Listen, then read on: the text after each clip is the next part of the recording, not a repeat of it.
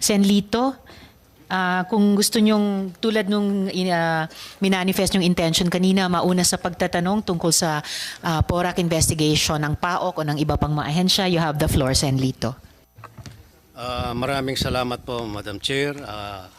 Pasensya na po kanina, medyo na-excite lang ako at medyo nadala ako ng emotion ko na gusto ko na kagad magtanong. Pasensya na po. Walang problema po, Sen Hindi Lito. po pala na-acknowledge yung mga resource person natin. Pasensya na po. Gusto ko lang pong tanong kasi itong vlogger na tumitira sa akin, sa ating mga senador, ako pa lang po tinitira nito eh. Pinepersonal ako na pilit niyang sinasabi na involved po ako dito sa Pogo, sa PORAC, na ako raw ang may-ari ng lupa dito sa 10 hectares na na tinatayuan ng Pogo sa PORAC.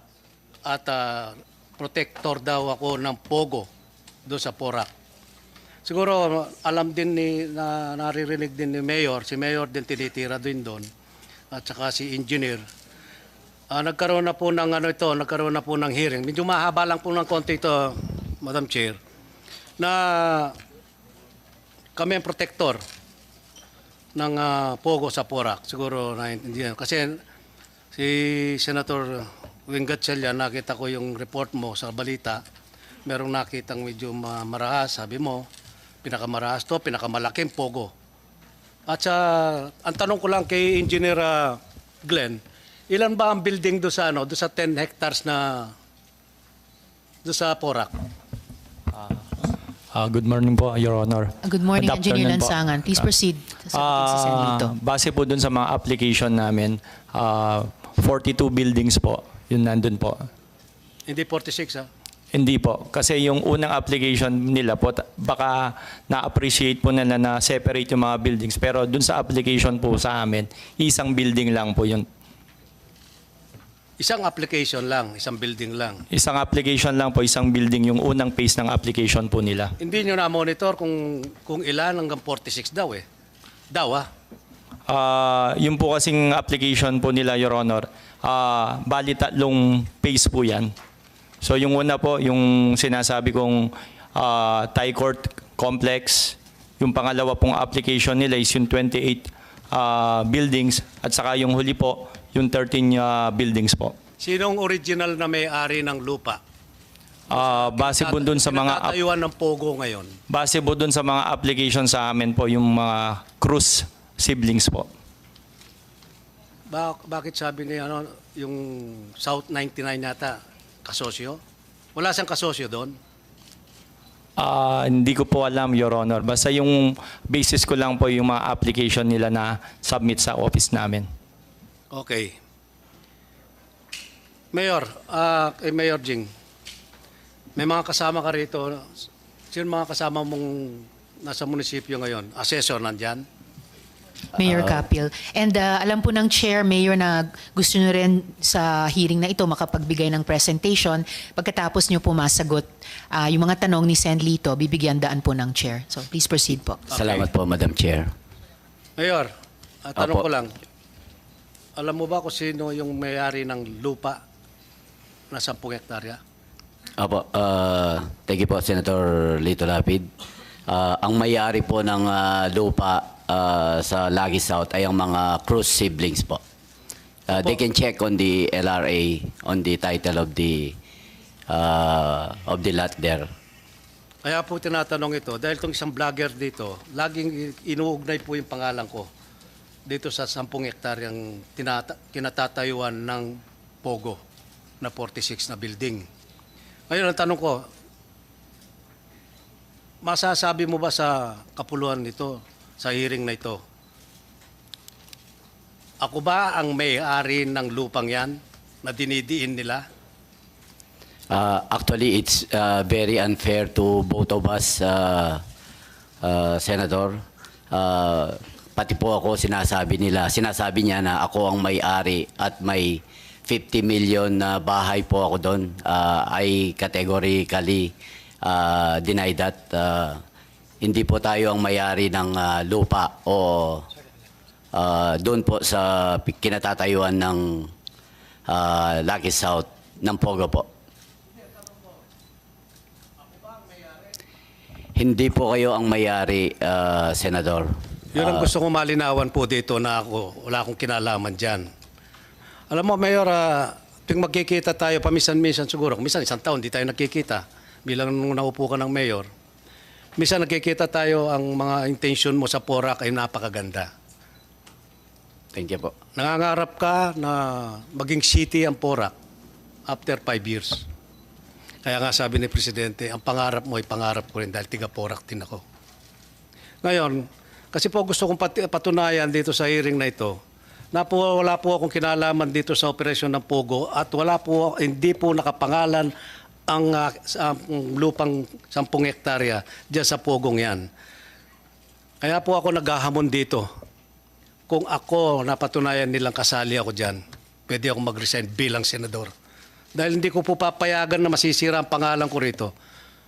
3 taon ako naging Vice Governor ng Pampanga, 3 terms akong Governor ng Pampanga, paging 3 terms na rin po ako bilang senador dito sa pangkasalukuyan. Siguro kung mapapala rin din ako sa 2025, Madam Chair, magiging 4th na ako dito pero hindi ko sisirain ang pangalan ko rito. Tinataya ko po ang pangalan ko rito kasi masyado na akong na-involve. Kasi lahat po ng nakakasalubong ko, mga kumpare, kaibigan, kapitbahay, mga kamag-anak, mga kapatid ko, nahihiya po ako, lagi akong tinatanong, nai-involve ka ba sa Pogo, sa Porac? Para napakasama ng image ng Porac ngayon, Mayor. Kaya sana pag-ingatan natin ng Porac. Tiga doon din ako eh. Minsan nga nasasabit pa nga pangalan ng dating gobernador na si Baby Pineda, ngayon Vice Governor siya. Alam ko, nag-hearing na kayo doon sa Kapitolyo sa probinsya. Opo. Tapos na-involve din dito si Presidente Gloria Macapagal Arroyo, protector din ng Pogo sa Porac. Ngayon, sabi ko nga, sino mag-i-invest ngayon sa Porac? Ang sama-sama ng pangalan ng Porac ngayon. Sana, Mayor, ako'y nananawagan sa iyo at malapit dahil tigaron tayo, doon tayo sinilang. Linisin mo ang pangalan ng Porac. Kasi pag may nag-invest doon, nagtayo ng building, ang sasabihin nila kaagad, Pogo yan. Dahil Porac. Parang yung Bamban, Tarlac. Ganon din po, ang pangit ng imahe po ngayon ng dalawang bayan na ito. Tarlac at saka Porac. Magkatunog pa naman. Di ba? Pero karamihan ng Bamban, karamihan Kapampangan. Lalo na sa Porac. Yun po kasi ang inaalala na natin dito. Nagsisimula na po ang mga investor doon sa Porac, doon sa Ayala. Doon na rin po yung Miriam College na magbubukas na. Ito, nahaluan po ng Pogo. Medyo sumasama po ang ating sumasama ang image natin, Mayor. Kaya, ang pakiusap ko sa iyo, linisin mo ang Porac. Siguro, sagutin mo lahat ng mga katanungan dito, mga kasamahan ko, Senador. Sana masagot mo. At saka si Engineer Glenn. Halos tayo rin magbubungguan doon sa Porac. Magkakaisa tayo doon, magkakaibigan tayo. Sana masagot mo. Yun lang po, Madam Chair, maraming salamat po. At saka nananawagan din po ako sa NBI. Ito pong vlogger na ito kinakuha ko po itong record nito sa NBI. Siyam po ang kaso niyang libel. Sa siyam na ito, 6 po ang may warrant. Kaya nananawagan po ako kay Jaime Santiago, Director. Sana pagtungunan niyang pansin nito dahil sumusobra na po itong taong ito. Tira ng tira kahit walang alam, walang kasalanan. Tulad ko, wala akong alam dito. Tsaka bira po akong umattend ng mga hearing na ganito eh. Kung di lang ako na-involved dito, siguro wala ako dito. Kaya pagpasensyaan nyo na po, kanina excited ako. Nadala po ako ng emotion. Madam Chair, maraming salamat po sa pagbibigay nyo ng panahon at sana maimbestiga ang tunay na may sala dito sa Porac, Pogo. Marami pong salamat. Magandang hapon po sa inyo lang. Nakal pong salamat, Sen. Lito. Bigyan daan ko na po yung gustong gawing presentation ni Mayor Capil. And then magpapatuloy tayo sa pagtatanong kung mayroon. At sa iba pang ahensya, kaugnay ng Porac investigation. Mayor Capil, you have the floor po. Apo, maraming salamat po, Madam Chair. Maraming salamat din po sa aming Senator, Senator Lito Lapid. Makakaasa po kayo na malilinis po ang ating bayan at pareho naman po tayo ng pangarap na mapaunlad po ang ating bayan. Thank you very much po. Madam Chair, if you allow me first to read my opening statement. Please proceed, Mayor. Thank you po. Magandang hapon po sa lahat ng ating mga kagalang-galang na senador, lalo na kay Madam Chair, Senator Risa Hontiveros, Chairman Win Gatchalian, Senator Lito Lapid. Ako po si Jaime Jing Capil, ang kasalukuyang alkalde ng bayan ng Porac, Pampanga. Ako po ay ipinanganak at lumaki sa Porac. May kumakalat pong balita na dati lang daw akong kapitan na biglang yumaman dahil sa pogo na yan. Maling-mali po ang balita na yan. Dahil sa edad na 21 years old pa lamang, nagtrabaho na po ako bilang medical representative. At sa edad na 23, naging distributor po ako. At bilang isang negosyante, itinatag ko ang isang pharmaceutical company, kasama po ang aking may bahay. At nagtagumpay dito bago ako pumasok sa serbisyo publiko. Mali din po yung balita na nagsimula lang daw po ako bilang barangay captain. Nauna po muna ako na maging vice mayor noong 2007 hanggang 2010. Naging barangay captain po ako noong 2013 hanggang 2018. At mula ng 2019 hanggang sa kasalukuyan, ay ako po ang alkalde ng Porac. This is my second term, Madam Chair. At wala din naman pong masama kung magsimula ka lang bilang kapitan at umangat sa karera. Napakarami pong mga sikat na politiko na nagsimula naman talaga sa baba. Nagtapos po ako sa Holy Angel University kung saan kumuha ko ng kursong electrical engineering. At nakapag-aral din ako ng masteral unit sa public administration sa Angeles University Foundation. Gusto ko pong bigyang linaw yung nasa isipan po ngayon ng mga ibang tao na para bang umangat po ang Porac dahil lamang po sa pogo na yan. Maling-mali po yan. Based po mismo sa COA audit report, mula po sa 2019 hanggang 2022, very proud po talaga ako kung paano namin na-convert at napangat ng gusto ang assets and revenue ng aming bayan. Unang upo ko po noong 2019, ang total assets po namin noon ay 578 million. Samantala ang total revenue namin ay 439 million. Nitong 2022, umangat na po kami sa 757 million total assets at 729 million sa total revenue. Halos dumoble na po o halos 100% ang inangat ng revenue namin from 2019 to 2022. Mistulang natutulog na bayan ng Porac nung una akong naupo rito bilang mayor noong 2019. Pero ngayon, we are headed towards 1 billion budget and aiming for cityhood. At hindi po ito dahil sa pogo, na pawang 6.5 million lamang ang kinita over the years from permits and around 10,000 and 4,000 every year sa business permit and real property tax. Gusto ko rin pong ibahagi na nabigyan kami ng commendation ng COA sa pag-comply sa mga circulars and regulations. Nakatanggap din po tayo ng mga awards mula sa iba't ibang organisasyon gaya ng Gawad Kalasag, Seal of Child Friendly Local Governance Award, at Subaybayani Award. At consistent awardee din po ang aming bayan ng Seal of Good Local Governance, buwat nang ako ay maupo. Ngunit ang pinagmamalaki ko po ay ang tagumpay ng aking pamilya. Nakapagpatapos po kami ng 3 anak ng aking may bahay. Ang panganay kong babae ay isang certified public accountant nag-graduate ng magna cum laude at kasalukuyang first-year law student sa Ateneo Law School. My second eldest naman ay isang licensed pharmacist at ang bunsong anak kong lalaki ay isang professional civil engineer. Umangat po kami sa buhay ng sariling sikap at tiyaga at may integridad gaya po ng ginagawa namin ngayon sa PORAC. Patuloy po kaming nakatuon sa pagpapanatili ng transparency at integrity sa aming serbisyo. Kaya ito po, handa na rin po akong umarap sa inyong lahat ng buong tapang upang ipresenta ang mga nangyari sa aming bayan dahil sa pogo na yan. Maraming salamat po.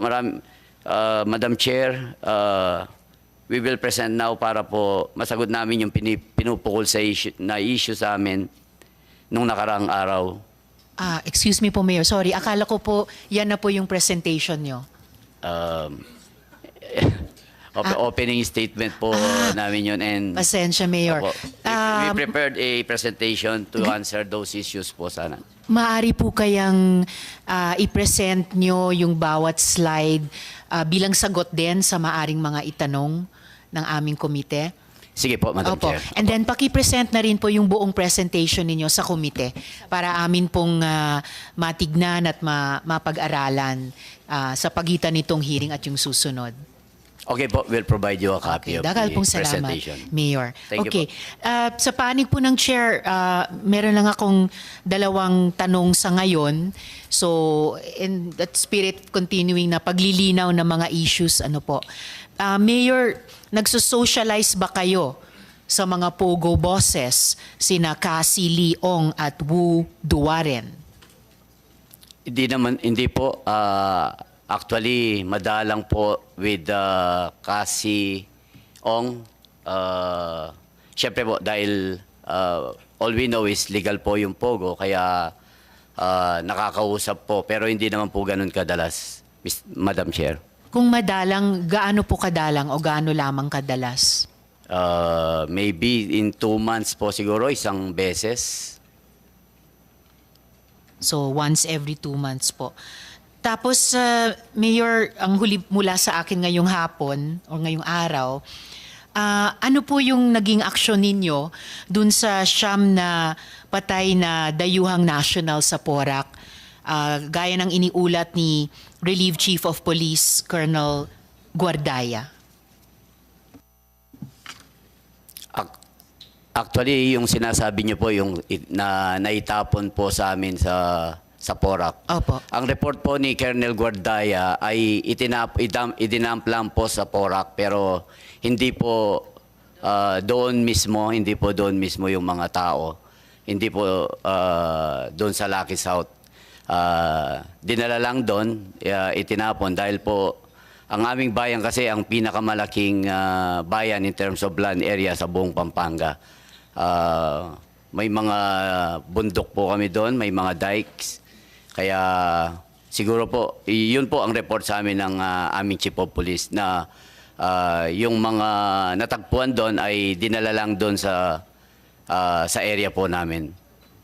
Kung ayon po kay Colonel Guardaya ay itinapon lang, dinala lamang doon yung siyam na tao.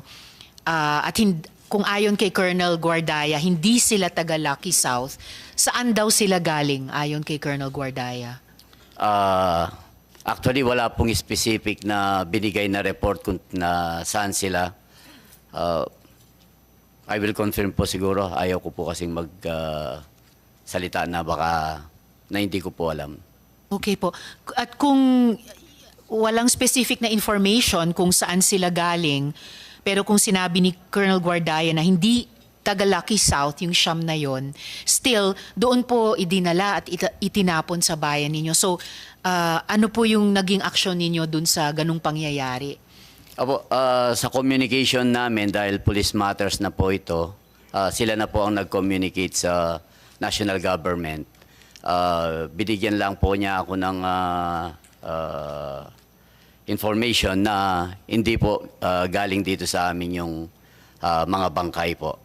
Meron yatang nakaligtas po na isa, if I remember, yun po nagsabi na hindi po sila galing dito. And speaking po of national government, hindi po ba nagalit nga si Chief PNP Marbil dahil walang aksyon mula sa Porac Police? Totoo po ba yon? Totoo po bang nagalit si Chief PNP Marbil? Madam Chair, doon po sa nangyaring dumping of ng mga Di patay. umano, nagalit daw si Chief PNP Marbil dahil walang aksyon yung Porac Police dun sa pagdump nung 9 na tao na pinatay. Kasi po, as far as I know, mga 1 year na po yung nakakalipas noon, matagal na. Baka hindi po yun, Madam Chair. Sorry po. Okay lang po. I-double check ko na lang ito dahil kung mahigit 1 taon nang Yes. nangyari iyon, hindi pa Chief PNP si Chief PNP Marbil unless going concern or ongoing concern sa kanya ito, yung unresolved na issues kaugnay nung 9 na taong iyon. Opo, matagal na pong nangyari yun. Sige po.